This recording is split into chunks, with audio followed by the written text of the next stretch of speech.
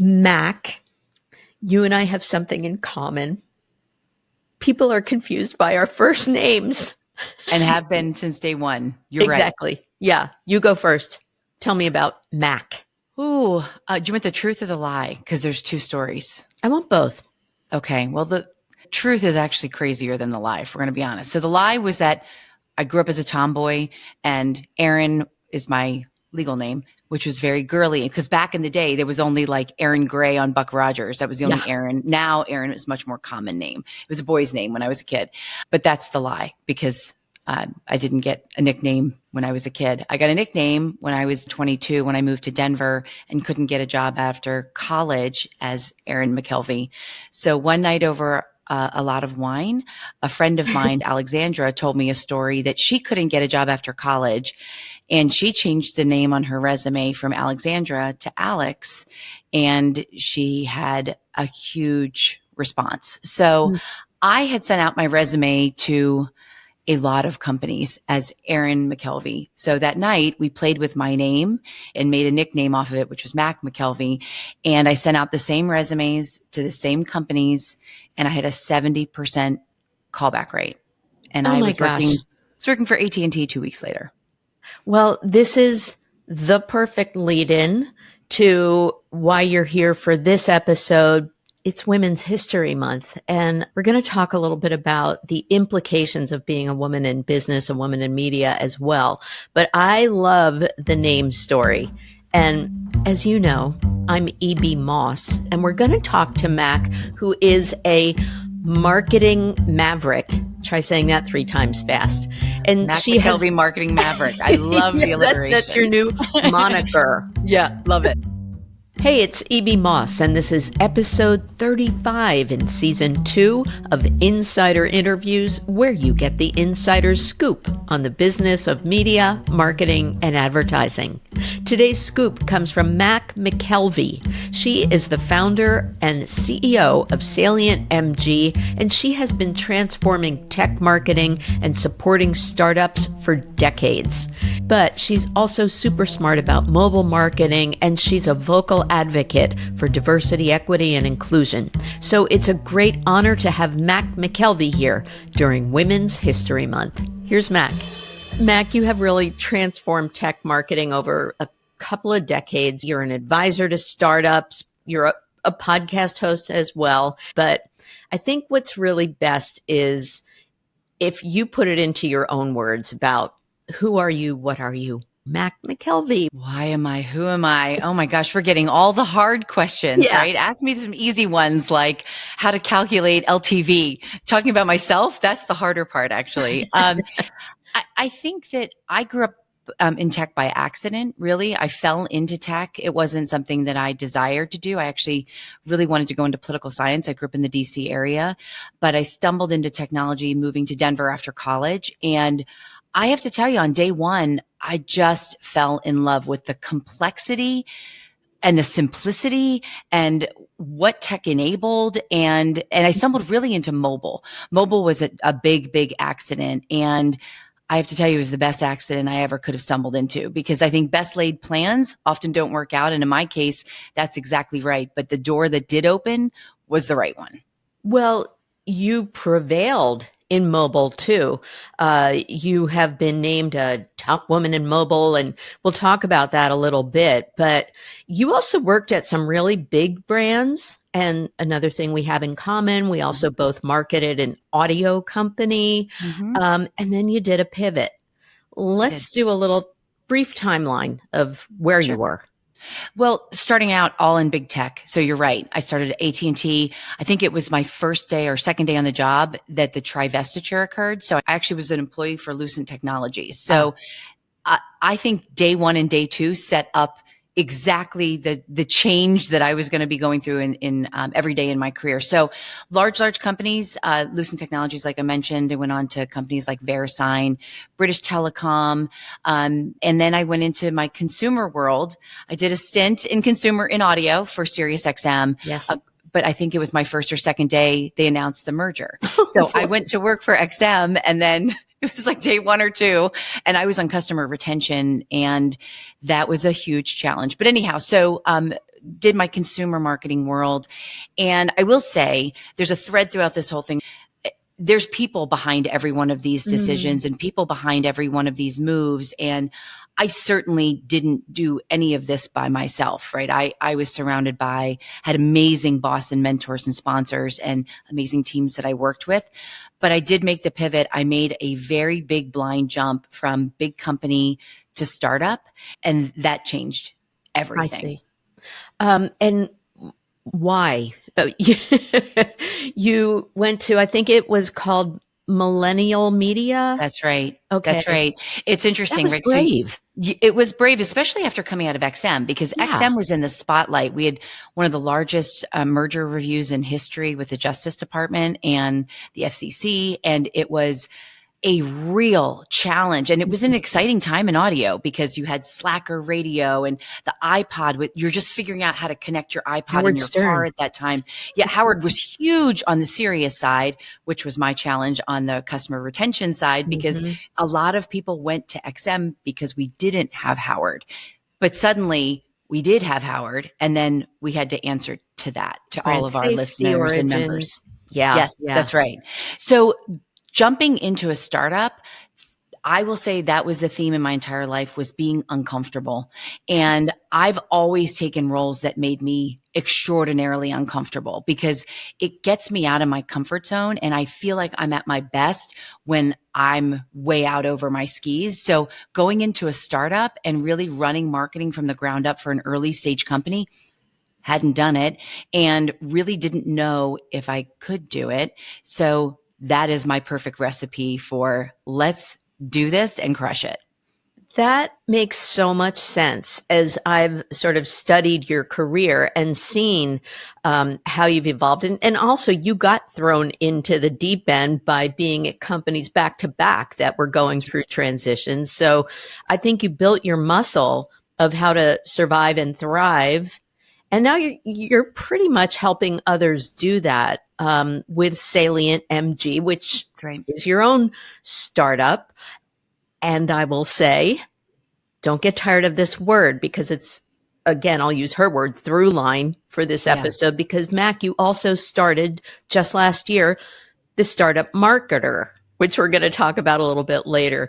But let's go back to how you built Salient MG. And there's another name. So Salient, as in savory, as in interesting, tasteful, but that's right. What's MG? So MG, the original intention was for it to be a holding group, and that I would build a company that had marketing group, it had a media group, and it had a management group. And the MG would be vague because depends on who I was talking to eventually. That was the point when I first started the company 12 or so years ago. I started with the marketing group because that's my background and that's my area of expertise. So I spent the first few years really getting that business model right and that company really sound before I added the management group and the media group, which we'll talk about.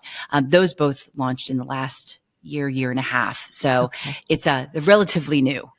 Oh, that's great. I love it. And, you know, all this time, of course, as a woman who goes by initials, I never thought to ask what MG meant. So you learned something here on Insider Interviews. I think as a marketer, names should mean something. And if they don't, then people aren't putting the right intention behind them. Yeah. And you notice that I skirted the topic of EB. As a name. That's right. You know, I've never even asked you, I don't think. So Good. Please tell me.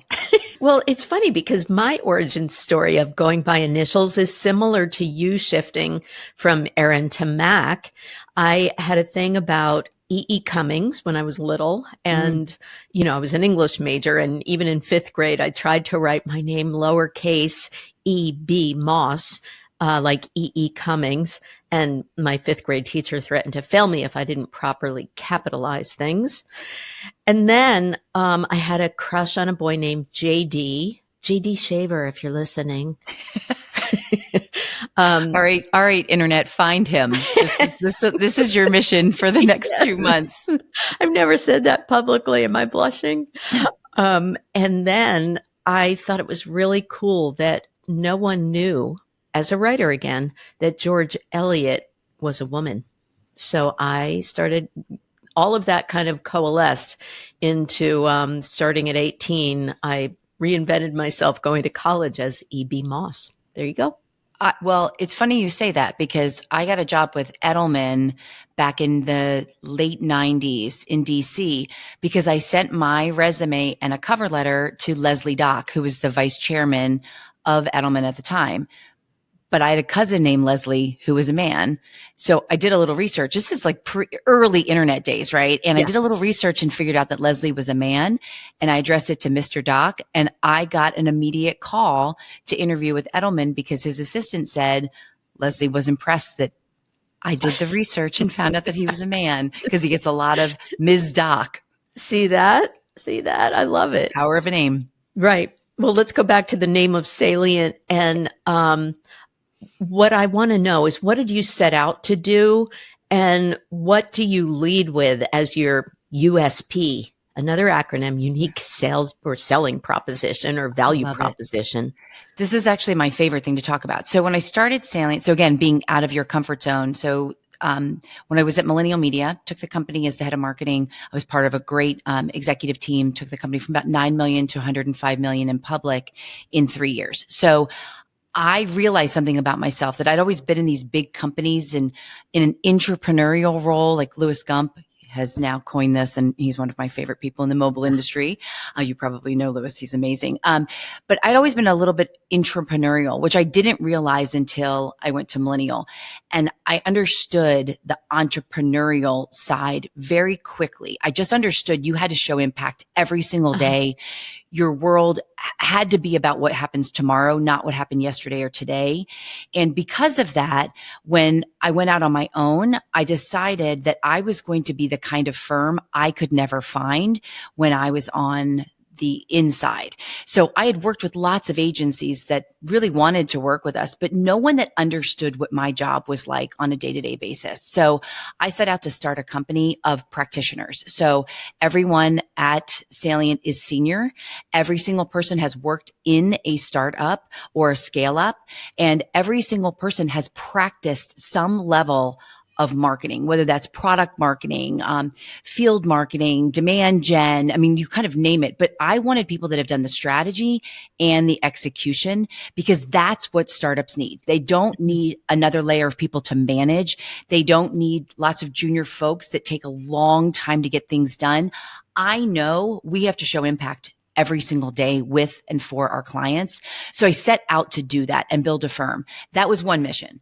The second mission, so it goes back to the 3 areas I wanted to eventually build. I had a real challenge with representation in technology. I felt like there were a lot of people, particularly women, people of color, LGBTQ, disabled executives that weren't the ones we were seeing on stage. They weren't the ones we were hearing from, but man, did they have great ideas. And I wanted to build a platform or a way to help these folks get out in market in a meaningful way. So those were the 2 things that I really wanted to address with Salient. I love it. And you've kind of carved out a niche, really with a focus on B2B tech. Yep. So right. Supporting startups, particularly in B2B tech.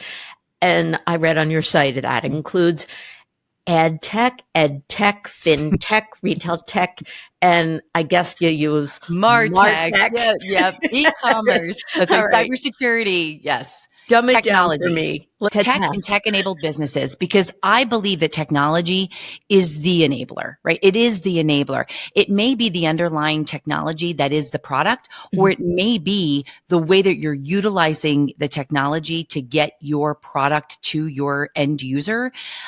I'm fascinated by that. And I study technology. I live and die by technology because I do. And I think the world that we're living in right now, everyone is realizing that tech isn't this thing over there. Yeah. Technology has, everyone talked about the year of mobile. Mobile just is now. Technology just is. And I think that's fascinating. And so we are technology obsessed people. We're all so overwhelmed with what's going on with AI and tech, let alone the distinction between ed tech, martech, fintech, whatever. But what are the biggest challenges that you're hearing from your clients or prospects that they really want you to help solve for? It's a lot, right? Sustainable growth.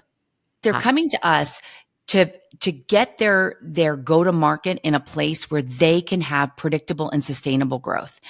That is the biggest challenge in every industry. But as you think about the last 5 years in particular, there's been a lot of macroeconomic factors that have caused the tech sector to pull back. Mm-hmm. We've had a pandemic. We have, new administration. We have just a globalization and all the challenges. You're right. AI has been extraordinarily disruptive in a lot of positive ways and in a lot of we don't know yet ways. Mm-hmm. Robotics, there's so much that I think is hitting all at the same time where I don't know if the world's ready for all of this. So this disruption is hitting everyone. Mm-hmm. And the tech sector in particular is really trying to figure out how to differentiate, how to stay in front of their potential customer base on a regular basis and outperform their competitive set.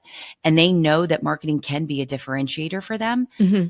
Sometimes. So people come to us to help them figure out how to move marketing into a revenue generating function. And I have a lot of opinions on why it's not today.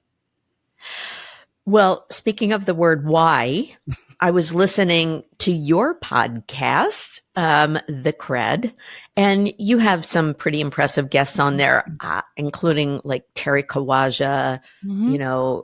OG of this industry. And one of the things that he espouses is asking why. When I'm training someone in launching a podcast, the first thing that I make them answer is, why do you want to have a podcast? And Terry talked about, well, why do you think that Web3 is the big new thing, or why 5G will change the world, et cetera. And I'll add a link to your podcast where you can hear more from him. But what do you ask your clients? How do you help them answer their why?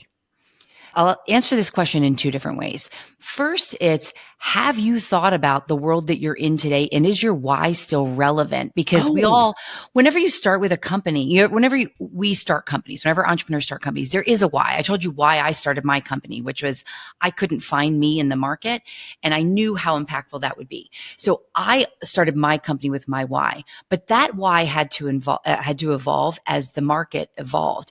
And you asked the question about my through line. I have to serve a lot of different sectors, and mm-hmm. every single company within each sector has unique differentiation, thus the word salient, right? So again, in the name. So I have to constantly think about my own why, and I challenge my clients the same way I challenge my own company. To not push yourself out of your comfort zone, you will not grow. Mm-hmm. To challenge your thinking, to challenge, how do we outperform? How do we outcompete? How do we outwin? That's a what, but I would ask you, why is that important? Why is a growing business important? If you're VC funded, there's your why, because you have to hit certain milestones and you have to stay on the growth trajectory. Yeah. But I think to stay on the growth trajectory, your product has to answer a why too, or your solutions have to answer a why. So your why should be following your customers, and are your employees the right ones to be able to serve this next stage of growth and this next stage of challenges that your customers are facing. So your why has to solve, I think, real issues. You're not selling shoes. You're selling a solution to a problem. Why? I see. Yeah. And how can you uniquely, solve that? Yeah. It's the first cousin of what I usually talk about as the WIFM, the what's in it for me, from the consumer's perspective. What are you going to do for me? That's right. Today. Yeah. Today. Right now. We're customer. And as customers, your needs are constantly changing. So those customers that are buying your SaaS platform, right? It worked for them for a period of time, and then their needs are changing. Are you paying attention? Your why for sustainable growth becomes, how are you continuously serving those customers and increasing the value for those customers over time, so that your why, is still relevant for them. So you're actually taking advantage of what you learned when you had to pivot and make yourself uncomfortable. So I think you're like an expert coach in helping them stay relevant. Well, it's interesting too, because my background within companies has always been chief of staff and marketing. So I've had this dual world forever where I had to learn the business side and I really had to understand how the business had to work together. But as a marketer, I was always fighting to see where marketing's role should be in those conversations and those worlds. And I will tell you, marketing isn't always in the right place at the right time. And there's a lot of reasons for that. And you want to fix and get on sustainable growth, get marketing in the conversation and don't treat it as a vertical. The end. Amen. All right. Mic drop. No, we have a lot more to talk about, but that's going to be a big quote right there. Now, more on the advice side, because you are finger on the pulse, helping these tech startups kind of try to change the world in so many different areas. Yep. What are some of the coolest opportunities you've seen that you're helping put out into the world? Well, and I think that changes too. I think that there's industries that continue to revolutionize, and I'm fascinated by that. So I'm going to come back to that one last, because those are some of the technologies that can be a little shiny object and people get really excited about them. I'm not an early tech adopter. Although I love technology, I like to watch practical applications come into play. And I like to see how companies are filling voids in the market in unique ways. So I'll give you some examples. There's a company called Drone Up. This is a client from a year or two ago, and they were partnering with Walmart to do drone delivery services. The use cases could be medications in rural, where people can't drive anymore, or in the city, just a quick so you can get cars off the road. It's an interesting idea, right? They're early, but I'm watching this one because I actually think there's some practical use cases that are really interesting.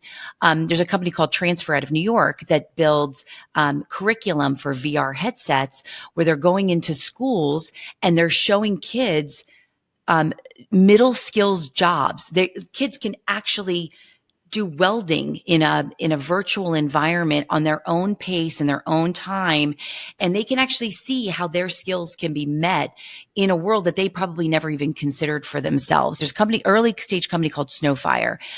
They're revolutionizing the boardroom. So they're taking AI and they're connecting all these technologies, and they're enabling a CEO to see in real time how their business is performing across every sector. Okay. That has never I know that sounds crazy that doesn't happen, but it's happening. So I'm excited by sectors. I'm excited by founders that have huge visions and will do whatever it takes to get their visions in market to help their customers. It's a fascinating time. And I think what I suffer from is sometimes that analysis paralysis of, all right, I've built my comfort level with Perplexity or with Copilot or whatever it is. How do I learn another one? And which one of these things is the best application for this use case? And so I think that's where the marketing comes in. Also, is putting forward that why and that with them, so that I know which tool to use and when and why. So I think the best marketers they treat themselves like professional athletes. I am studying platforms and technologies every single day. I am reading every possible publication, not even in my sector. Like, I am reading what's happening in my client sectors, but I'm reading what's happening in Europe. And I'm talking to vendors all the time to see if they have technologies that can help my clients or help us. And I think that the best marketers out there, that's what they're doing, is they're not sitting back and relying on the technologies they used 2 to 3 to 4 years ago. My goodness, the amount of vendors I'm using today is probably exponentially bigger than it was even 2 years ago. Right. As podcasters, fellow podcasters, our additional opportunity is getting to speak with different guests who represent those different sectors.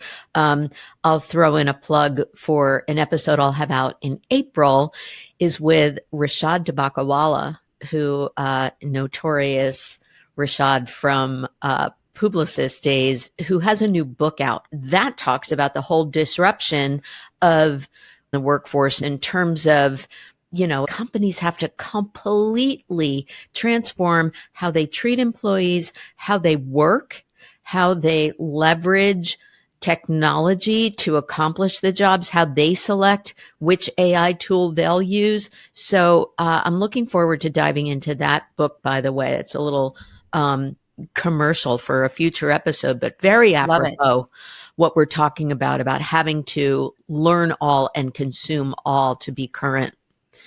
So, and it's hard because it's hard not to get distracted by the shiny object, right? Yeah. Yeah. And be overwhelmed by it too. So I think that you just putting a kind of test and learn for yourself. Like Fridays are my day where I spend the time. I do podcasts. I record my own podcast on Fridays, but I'm learning something new every week. And throughout the week, I write down different vendors or solutions that I see talked about in different communities and markets. And then on Friday, I go research them and I go see if that's something I want a demo of, or if I see a use case for one of our clients or for our own company.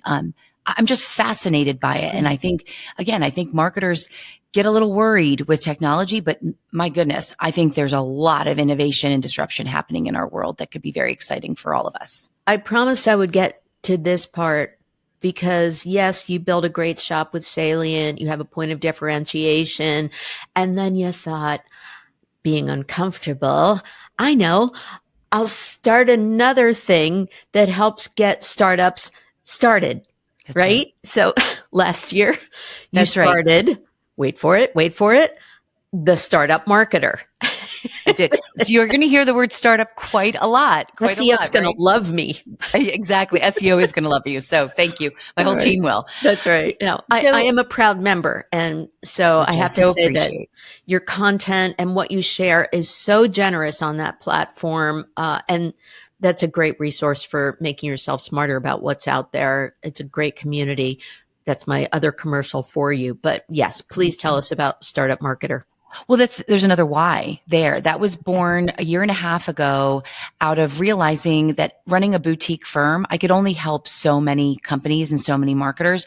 I don't want to run a Publicis, right? I don't want to run a 10,000, 30,000 person company. I love to be boutique because I like to touch all of our clients too. So in order for me not to die and be stretched too thin, I can only touch so many clients directly. But what I can do, and what I realized we really needed in the startup space, was an ecosystem, was a true ecosystem. So you asked the question before about edtech, adtech, martech. We all do have some common threads in the startup world. Very light on resources, no time, shifting priorities. I mentioned constantly trying to figure out which platforms to use or what technologies are out there. It's overwhelming and it's a lot. And a lot of my fellow marketers out there in the startup world don't have the time to go figure this out. So we built an ecosystem. It's a little bit accelerator meets a little bit of community. And our job is to make their jobs easier. We've put in hundreds of templates and free courses so you can get certified quickly. You can download templates that you need in a pinch. We have a job board to help people in the startup space find other startup marketers quickly because it is an interesting sector. But we're building out more and more every day. So this year we have more rollouts coming. We have a marketplace. We have full trainings that we're going to be rolling out, but we have Book an Expert. And EB Moss is on Book an Expert. So if you want to know how to build a podcast or actually just get connected with someone who's an amazing content producer, that's EB Moss. But the idea is the Book an Expert's there for when you're in a pinch, which you are every day in a startup, and you can grab a subject matter expert and just get an hour with them or 2 hours with them just to brainstorm, to solve an issue quickly and move on. Because in the startup space, we don't have the luxury of time. On behalf of startup companies everywhere, thank you, Mac. Well, join us because it is a growing ecosystem. And the whole idea is to give them access to information. We're doing a lot of the work so they don't have to go try 700 platforms, right? Yeah. We're going to tell them, hey, we worked with these 3 this week. This is what we saw and this is what we thought. They're not paying me. This is just, so vendors, if you're listening, yes, you can email me and send me your information. And yes, I will probably look at it, but I will only get back to you if I think that it's something that our member community really can benefit from. And as long as you address it to Ms. Mac If you McKelvey. call me Mister, you're not going to get read. Mac, you have so much free time that you So decided much. to be on a bunch of boards too, Yes. including, I love this name, the Creative Spirit Board of Yes. Trustees. What should people know about that nonprofit? Whew. So Laurel Rossi is the co-founder. She started Creative Spirit several years ago. And the mission, again, there's a why, right? Yeah. Everything leads with a why, is 85% of adults with intellectual or developmental disabilities are unemployed. Mm. 85%. It's one of the highest populations of unemployment or underemployment. So it's the only sector where it's still legal to pay them under minimum wage. Laurel tells stories where adults with intellectual disability have been paid in candy or paid $1 an hour for their work. And because they're subsidized by the federal government is the thinking. But these are adults that want to have fulfilled lives, and they are very capable workers. The problem is they don't interview like you and I. They don't have the same opportunities put in front of them like you and I. So Creative Spirit tries to be that bridge and to really not only enable them to find, gainful employment in corporate America. And we work with amazing corporate partners like Voya and Verizon and so many others that help to employ. But also there's many companies, I know, right? There's many companies we've now learned have come to us like Accenture, and they've told us data that something like 20% of your employee base are people with IDDs. So you actually already have them as employees, and you may not know because they don't self-identify and they don't have a physical disability that would be noticeable, but they're already contributing to massive productivity in your company. Why are you not harnessing this and understanding that there's this whole employee base out there that you could tap into that could, potentially again, transform and make high impact for your company? So I'm a huge fan as a board of trustee member, and we have our gala coming up, and it's our big annual fundraiser. Okay. So there's my plug, Laurel, for the gala, but it's coming When up is that? April 21st in New York City at the New York Stock Exchange. So thank you to Joe and everybody at the New York Stock Exchange again this year for hosting us. It's an incredible event, and please go to Creative Spirit's website and donate if you can't attend this year. And shout out to Joe Benarosh, who is at the New York Stock Exchange and who has promised to be on this podcast as well. So see how things come full circle. I love it. I love it. There's so many whys in there, right? Yeah, because exactly. The New York Stock Exchange loves to host Creative Spirit because they believe in it as well. And so many of their listed companies are partners. So they're really just an amazing partner at the stock exchange. Well, speaking of taking things full circle, I had mentioned that you had been honored as one of the top women in mobile advertising. You've also been Mobile Women to Watch. I love this one. You've been a 40 over 40 innovator. And of course, Salient MG has also won a ton of awards. But we're doing this not just because you're so award worthy, but also because you quite publicly support our diversity, equity, and inclusion efforts, which I personally think is very important to keep those tributes going. And this is Women's History Month. Next episode coming out this month will be with Wendy Lund, who is Chief Client Officer of Health at WPP and very involved in women's marketing of healthcare. But let's talk a little bit about your brand values as an advocate for DEI, diversity, equity, and inclusion. I think it's important to say those words. And what are some of the things that you're doing in that space? Well, first of all, I'm an unapologetic advocate and ally. Unapologetic, unhesitant.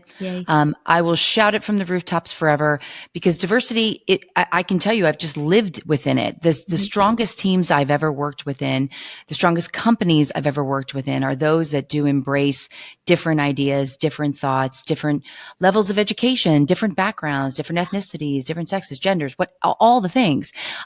My board was built that way. I built my board to be contained of the smartest people that I know, but they happen to also be incredibly diverse when I stood back and looked at it. But that's what makes my board so great. They don't ever say yes to me ever. Thanks a lot, you guys. They say no a lot. They challenge me a lot. Danielle Lee, who's on my board, she's one of my favorites because she always says, I give her an idea and she's like, yeah, you're not thinking big enough. Come back when you've thought bigger. And that always sits in my head. No matter what happens, my idea, whatever idea I write down, Danielle's always playing in my head. So that diversity of thought of people, of where she comes from, a completely different sector than I come from, but that's why I have her. She challenges me to think differently all the time. But the Credentialed, that's the authority platform that I also built and launched last year. That is one of our biggest plays in really supporting folks that are underrepresented, and underrepresented includes startup founders too. That could be, white men, but that just thinking about the best ideas, we should be looking for them wherever they come from.